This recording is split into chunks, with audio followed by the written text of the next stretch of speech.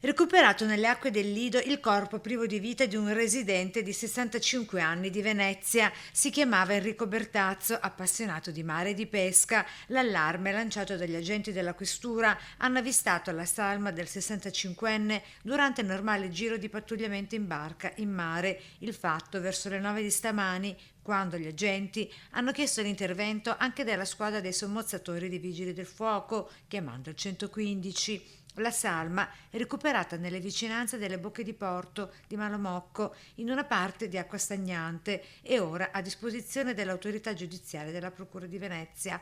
Si indaga a tutto tondo per capire quali le cause della morte del 65enne veneziano, ovvero se abbia perso la vita per una caduta accidentale o cos'altro. Si presume infatti che l'ultima volta, prima di far perdere le proprie tracce, fosse uscito da casa proprio per andare a pescare. Sul suo corpo, tuttavia, non ci sarebbero segni di violenza. Ora si attende l'esito dell'autopsia.